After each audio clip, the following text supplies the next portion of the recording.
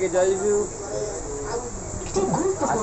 এই টিম চাকরি যোগ্যতার দ্বারাই হয়, এর জন্য দালাল বা প্রতারকদের চক্রে পড়বেন না। এই চক্রে যুক্ত যদি কাউকে পাওয়া যায়। আমরা এখন শিয়ালদায় পৌঁছালাম।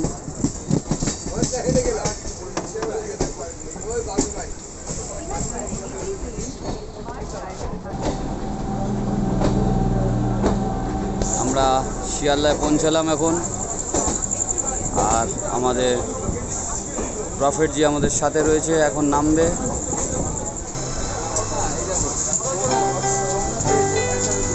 প্রফেট জি উঠেছে, সবাই উঠছে।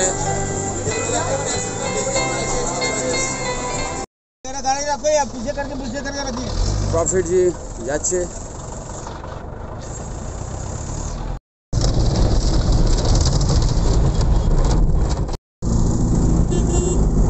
আমরা হাওড়ায় প্রায় এসে গেছি, দেখতে পাচ্ছেন হাওড়া ব্রিজ।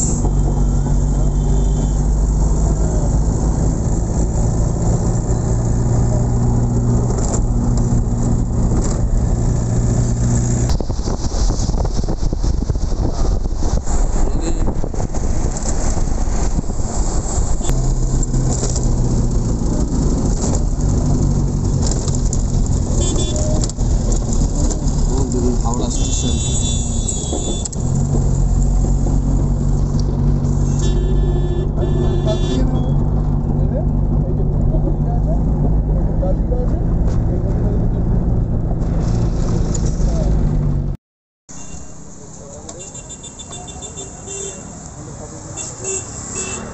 প্রফেট জি নামছেন হাওড়া স্টেশন। এখন আমরা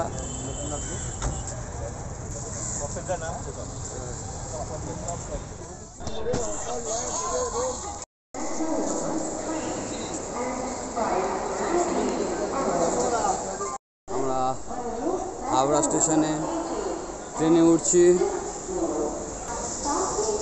আর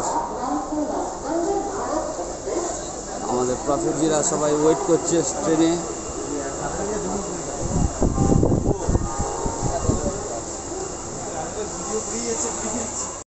আমরা হাওড়া স্টেশন ছেড়ে যাচ্ছি।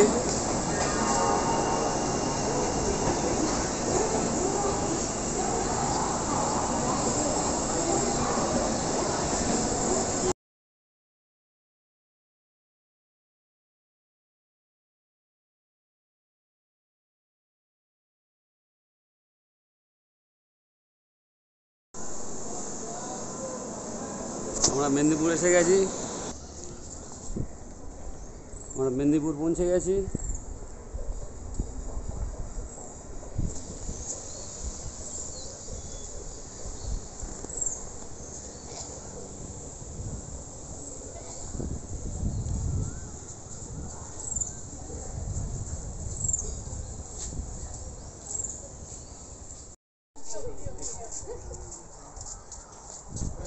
মেদিনীপুর স্টেশন প্রফেট জি পৌঁছে গেছে।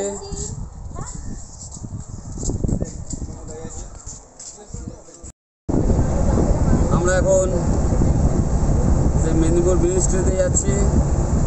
জঙ্গল দুই সাইডে রয়েছে।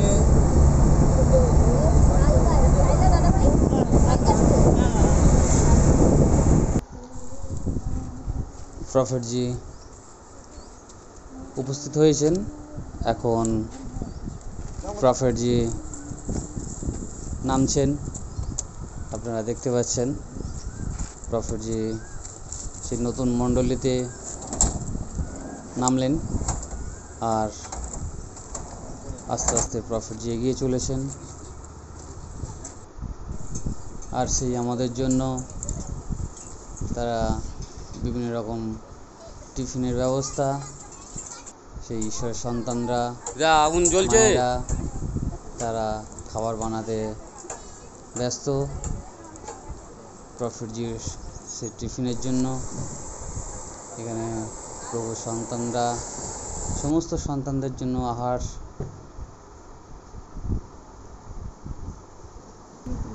এই সমস্ত ওয়াটার অ্যান্ড অয়েল সমস্ত কিছু প্রার্থনার জন্য এখানকার বিশ্বাসীগণ এনে উপস্থিত করেছেন।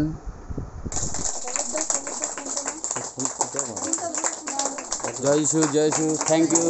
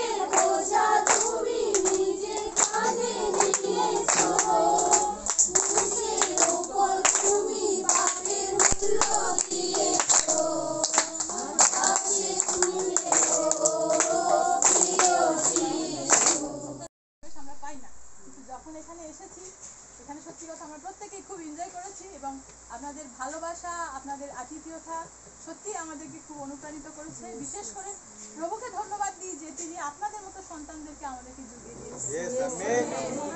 ধন্যবাদ দিই। আর সত্যি আমরা তার গৌরব, তার প্রশংসা করি, কারণ তিনি মহান, সত্য এবং জীবন্ত। কারণ এই পৃথিবীতে আমরা যতদিন তিনি আমাদেরকে রেখেছেন, আমরা যেন এইভাবেই তার গৌরব, তার প্রশংসা করতে পারি এবং তাকে সঙ্গে করে নিয়ে যেন আমরা চলতে পারি। প্রভুকে ধন্যবাদ দিই। আসুন আমরা সবাই মিলে গানের মধ্যে দিয়ে যাই এবং সদাপ্রভু ঈশ্বরের গৌরব এবং প্রশংসা করি। Amen, hallelujah, hallelujah. আসুন আমরা কোরাসের মধ্যে দিয়ে যাই, তারপরে ওরা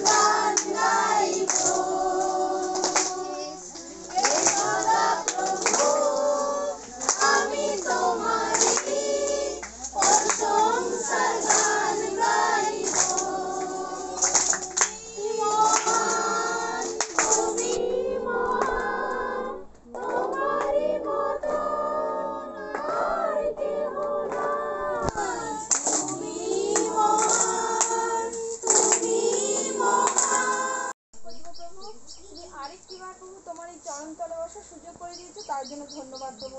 আর এখানে যে একটা নতুন মিনিস্ট্রি উদ্বোধন করেছো, সেখানে যে আমাদেরকে নতুন রূপে অ্যাড করেছো, তার জন্য ধন্যবাদ করি। আর বিশেষ করে ধন্যবাদ করি এত সুন্দর আত্মিক পিতামাতা পেয়েছি, তার জন্য প্রভুকে অসংখ্য ধন্যবাদ।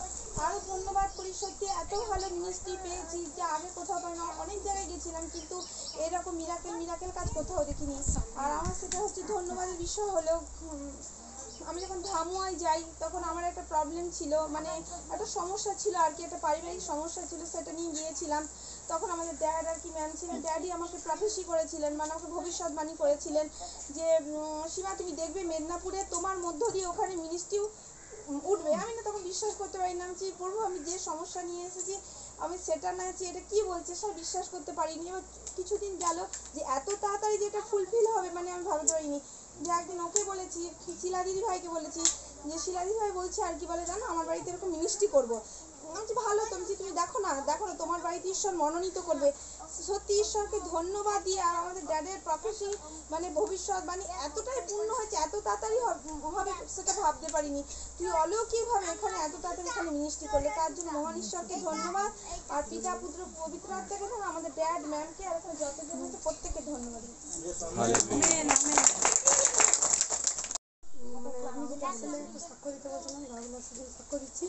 মানে রাহুল দাস বলে ছেলেটা প্রায় 5-6 ঘন্টা মারা গিয়েছিলো। দিয়ে একজন এসে বললো যে এরকম ছেলেটা মারা গেছে। তারপর আমি এবার ম্যামকে ফোন করলাম, ম্যাম প্রার্থনা দিল। দেবরা ম্যামকে ফোন করলাম, দেবরা ম্যাম প্রার্থনা দিল। দিতে পরে তো মানে তাকে একবারে আইসিইউতে ঢাকা দিয়ে দিয়েছে, বলছে মারা গেছে। কিছুক্ষণ পর শুনলাম যে ছেলেটা আরেকটা যখন ডাক্তার সে দিয়েছে, সে বললো যে ছেলেটা বেঁচে আছে, কেঁদে উঠেছে। তো তো সেই জন্য প্রার্থনা দেওয়াতে এখনও ছেলেটা আইসিইউতে, ওখান থেকে হসপিটালে এখনও সুস্থ আছে। তো পিতা পরমেশ্বরকে অসংখ্য অসংখ্য ধন্যবাদ জানাই, যেন ছেলেটা আরও সুস্থ হয়ে যায়। আর যার অপেক্ষায় এই অন্ধ লোক ছিল, দীর্ঘদিন ধরে ছিল, যদি একবার পাই সুযোগ, একবার যদি সুযোগ পাই, আমার মনের কথা তাকে খুলে বলবো, আমার প্রাণের কথা তাকে খুলে বলবো। আর আমার বিশ্বাস আছে যদি একবার প্রাণের কথা খুলে বলি, মনের কথা খুলে বলি, যে মৃতকে জীবন দিয়েছে, অন্ধকে দেখতে সাহায্য করেছে, খোঁড়াকে চলতে সাহায্য করেছে, আর আমি একবার একবার মনের কথা খুলে বলার জন্য সুযোগ খুঁজছিল, সে সুযোগ খুঁজছিল। আর যখন সে মনে মনে সুযোগ খুঁজছিল, তখন যে মনে মনে খোঁজে, ঈশ্বর তাকে দেখাও দেয়। যে মনে মনে প্রভুকে অন্বেষণ করছে, আর বাইবেল কি বলছে?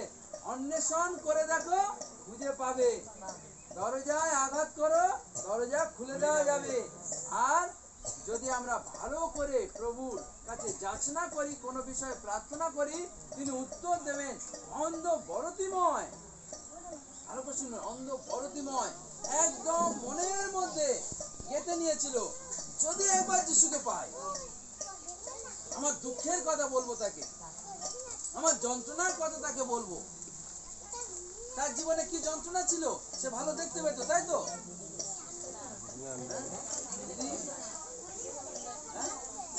সে অন্ধ ছিল, ভালো করে এই অন্ধের জীবনে কি দুঃখ ছিল, সে দেখতে পেত না। সে যিশুর কাছ থেকে চশমা চেয়েছিল যে প্রভু আমাকে একটা চশমা দিন, হ্যাঁ, তাই তো? মাপি চাইনি তো, ঠিক আছে তো? ঠিক আছে। তাহলে সেই পথ দিয়ে একদিন কে যাচ্ছিল? আরে যিনি ওই অন্ধ বরতিময়কেও সৃষ্টি করেছে, আকাশকে সৃষ্টি করেছে, বাতাসকে সৃষ্টি করেছে, পৃথিবীকে সৃষ্টি করেছে, সমস্ত বিশ্ব ব্রহ্মাণ্ডকে সৃষ্টি করেছে, উনি একদিন ওই রাস্তা দিয়ে হেঁটে যাবেন। হালেলুয়া। আরো সুযোগ খুঁজছিল যে যদি একবার তাকে কাছে পাই, একবার পেলে তাহলে আমার বরতিময়ের মতো উত্তর পেয়ে যাবেন, ইয়েস আমেন। জীবন ভরে যাবে। হতে পারে অনেক দিন অনেক সমস্যার মধ্যে দিয়ে আছেন, শারীরিক সমস্যার মধ্যে দিয়ে আছেন, অর্থনৈতিক সমস্যার মধ্যে দিয়ে আছেন, আপনার ছেলে অসুস্থ, আপনার মেয়ে অসুস্থ, আপনার পরিবার থেকে অসুস্থ। হতে পারে আজকের এই দিনে, এই মুহূর্তে।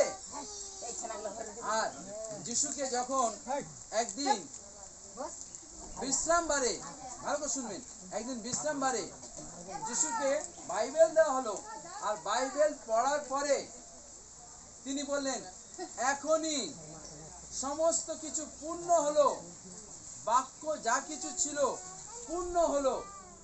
আর সময় নেয়নি, কি বলেছেন? এখনই। যিশু কি বলেছেন? এখনই পূর্ণ হলো। উনি বলেননি কালকে পূর্ণ হবে, উনি বলেননি পরশুদিন পূর্ণ হবে, উনি বলেননি 1 বছর পরে পূর্ণ হবে। হতে পারে আজকের জীবনে এখনই আপনার জীবনে উত্তর আসতে যাচ্ছে। Yes amen. এখনই উত্তর আসতে যাচ্ছে। রিসিভ করুন যিশুর নামে।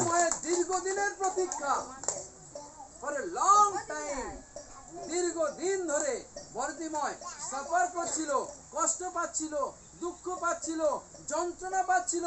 এই পৃথিবী সুন্দর, এই পৃথিবী ঈশ্বর যা সাজিয়ে রেখেছেন, আলো, জল, বাতাস, গাছপালা সব কিছু দিয়ে, তার দুঃখ ছিল সে কোনোদিন দেখতে পায়নি। ইয়েস।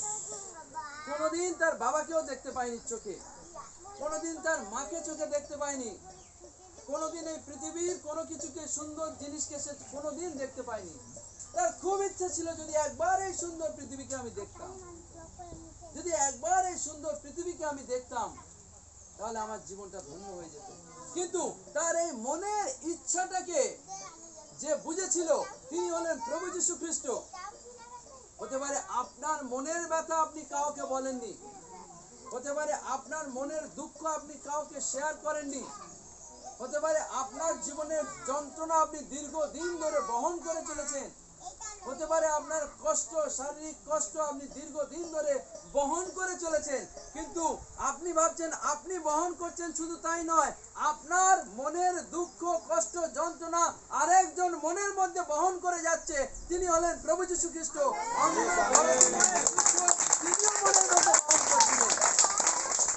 তিনিও মনের মধ্যে বহন করে বয়ে নিয়ে যাচ্ছিলেন।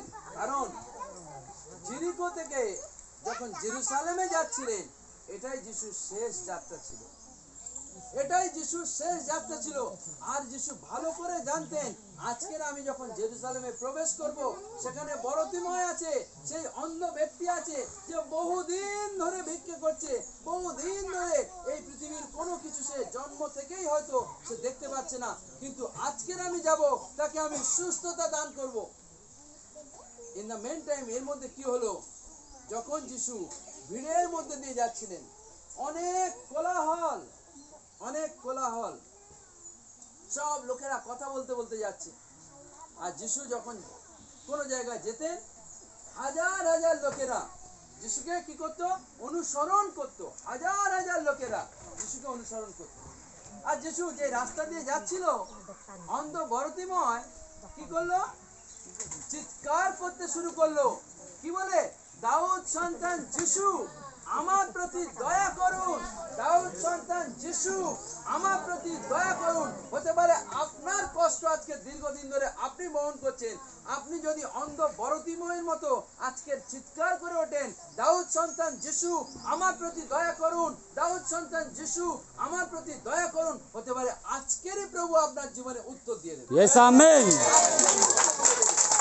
অন্ধ বরতিময়ের যে প্রার্থনা ছিল, এটা হৃদয় থেকে আসছিল। আর যিশু হৃদয়ের সঙ্গে অন্ধ বরতিময়ের হৃদয় এক হয়ে গেছিল, এক হয়ে গেছিল।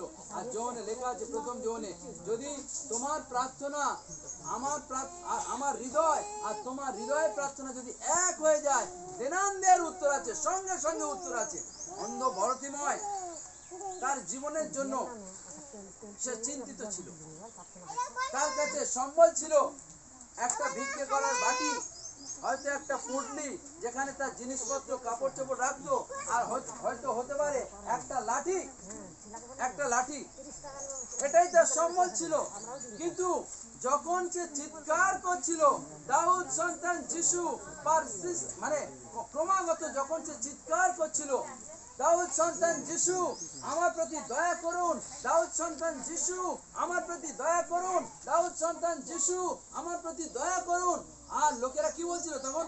চুপ কর, চুপ কর, চুপ কর, আর গুরুকে ডিস্টার্ব করিস না, উনি যাচ্ছেন, চুপ কর, চুপ কর, চুপ কর।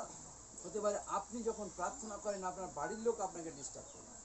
হতে পারে আপনি যখন প্রার্থনা করেন, আপনার প্রতিবেশী আপনাকে ডিস্টার্ব করে। হতে পারে আপনি যখন প্রার্থনা করেন, আপনার স্বামী, আপনার স্ত্রী, আপনার বাচ্চা আপনাকে ডিস্টার্ব করে। হতে পারে আপনি যখন প্রার্থনা করেন, বিভিন্ন মানুষ আপনাকে বাজে কথা বলে। কিন্তু অন্ধ বরতিময়কে কেউ চুপ করিয়ে রাখতে পারেনি। যত মানুষ বলেছিল চুপ কর, তত অন্ধ বরতিময় বলে উঠেছিল, দাউদ সন্তান যিশু, আমার প্রতি দয়া করুন। দাউদ সন্তান যিশু, আমার প্রতি দয়া করুন। আর অন্ধ বরতিময়ের এই কণ্ঠস্বর সেদিনকে যিশুর কানে পৌঁছে গেছিল।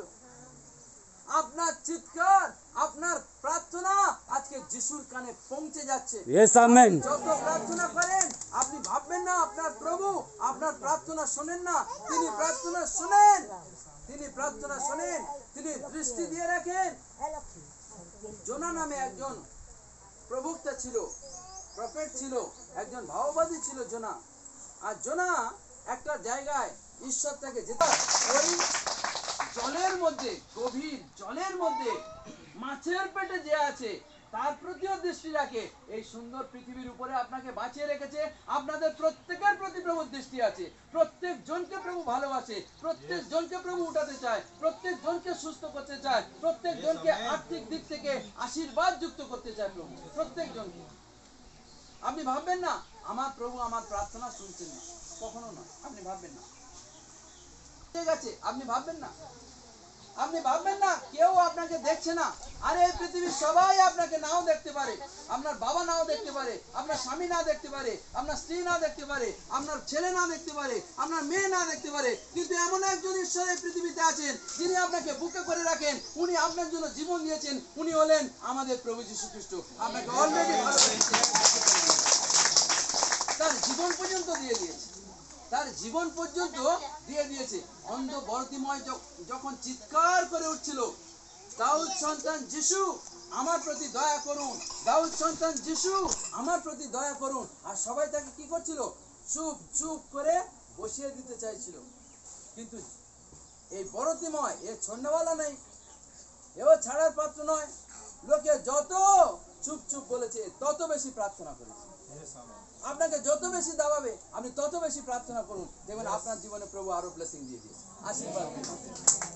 অন্ধ বরতিময় চিৎকার করতে করতে হঠাৎ যিশু আগিয়ে গেলেন। যিশু ওখানে দাঁড়িয়ে যেতে পারতেন, যিশু আগিয়ে গেলেন।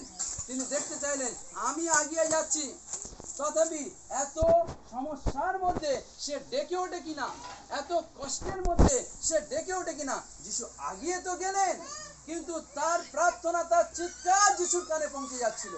তাই যিশু দাঁড়িয়ে গেলেন, আগিয়ে গিয়েও দাঁড়িয়ে গেলেন আর বললেন, এই শোনো, ওকে ডাকো। আর লোকেরা তখন ছুটে এসছে, শোনো শোনো শোনো, চলো চলো চলো, উনি তোমাকে ডাকছে। আর যখন ও কানে শুনলো যে যিশু তাকে ডাকছে, ও বাইবেলে লেখা আছে এক লাফ দিয়ে এতদিন ধরে যে ভিক্ষের পাত্র তার সঙ্গে ছিল, এতদিন ধরে যে লাঠি সঙ্গে ছিল, এতদিন ধরে যে পুঁটলি পড়লা তার সঙ্গে ছিল, সব কিছুকে দূরে সরিয়ে রেখে এক লাফে খাড়া হয়ে দাঁড়ালেন এবং যিশুর দিকে যেতে লাগলেন। আজকে হতে পারে অনেক কিছু আপনাকে ভিক্ষের বাটির মতো আপনাকে ধরে রেখেছে, হতে পারে অনেক কিছু আজকে যত দিন গেছে আপনি হয়তো কোনো অবলম্বনকে, কোনো কিছুকে নির্ভর করে আপনি জীবন এতদিন ধরে বাঁচিয়েছেন। কিন্তু আজকে প্রভু ডাক দিচ্ছে কোনো কিছুই নয়, একমাত্র অবলম্বন প্রভু যীশু খ্রিস্ট। তাকে যদি আপনি ধ্যান দেন, আপনার সমস্ত চিন্তার ভার তিনি নেওয়ার জন্য প্রস্তুত আছেন। Yes, amen. অন্ধ বরতিময় সব ছেড়ে দিয়েছিল আর যিশুকে সে পেয়েছিল। একটাই কথা যিশু বলেছিল, তুমি কি চাও, আমি তোমার জন্য কি করব। এই প্রশ্ন আজকে আপনাদের প্রত্যেকের কাছে। যিশু এখানে উপস্থিত আর তিনি বলছেন, আপনি কি চান, আপনি কি চান, আপনি কি চান, আপনি কি চান। আজকে অন্ধ বরতিময়ের মতো আপনি প্রভুকে বলেন, প্রভু আমি যেন চোখে দেখতে পাই, প্রভু আমি যেন এই অর্থনৈতিক কষ্ট থেকে বেরিয়ে আসতে পারি, প্রভু আমি যেন শারীরিক কষ্ট থেকে বেরিয়ে আসতে পারি, প্রভু আমি যেন এই সমস্যা থেকে বেরিয়ে আসতে পারি, প্রভু আমি যেন যা কিছু এতদিন আমাকে স্ট্রাগলের মধ্যে রেখেছিল, দুঃখ কষ্ট যন্ত্রণার মধ্যে রেখেছিল, প্রভু আমি যেন বেরিয়ে আসতে পারি।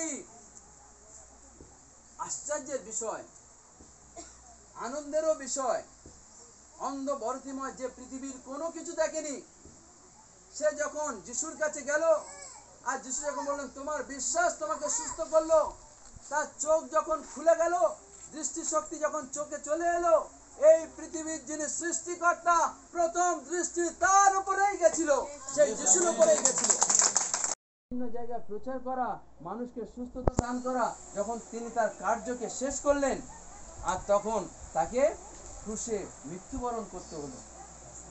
আর যে গাছটা, তৃতীয় গাছটা পড়েছিল, দুটো ছে করা ছিল, আর সেই দুটো ছে দিয়ে ক্রুশ বানানো হলো আর এই প্রভু যিশুকে সেই ক্রুশে দেওয়া হলো। আর তার কি ইচ্ছা ছিল, যেন সে উঁচু হয়ে দাঁড়িয়ে থাকতে পারে। সেদিনকে সে উঁচু হয়ে দাঁড়িয়েছিল, কিন্তু দাঁড়িয়ে যে ছিল তার সাথে আরেকজন তাকে সঙ্গ দিয়েছিল।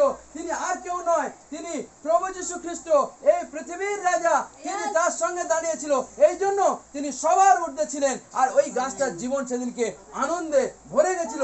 আমি যা চাইছি তার ওই গাছটা শুধু চেয়েছিল যে আমি দাঁড়িয়ে দাঁড়িয়ে সব কিছুকে দেখবো, কিন্তু ওই গাছটা চিন্তার সাথে প্রভু ফ্রি দিয়ে দিয়েছিল।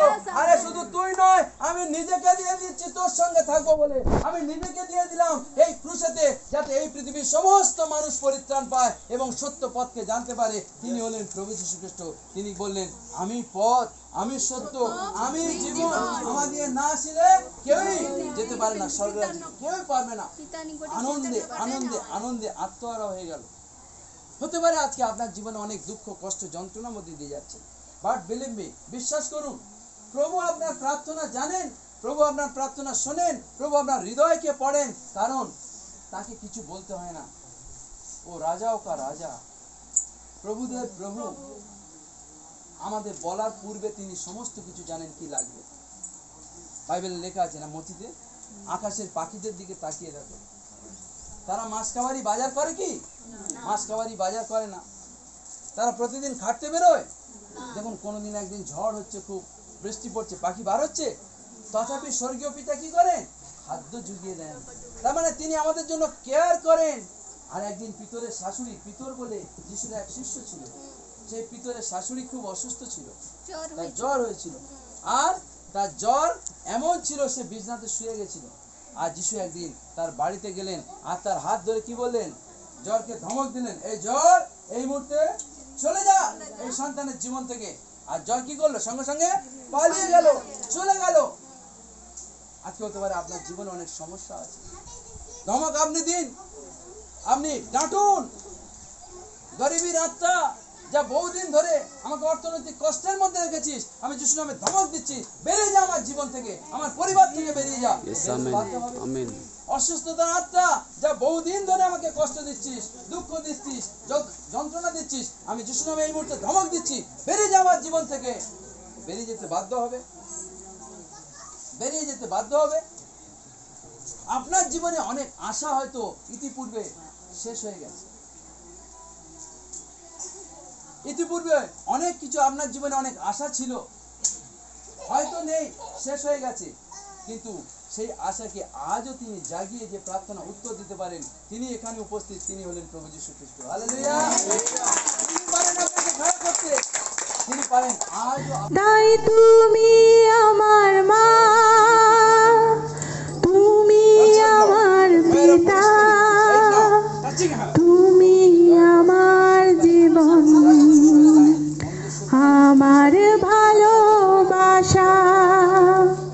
তাই তুমি আমার মা, তুমি আমার পিতা, তুমি আমার জীবন, আমার ভালোবাসা। তুমি আমার মা, তুমি আমার পিতা,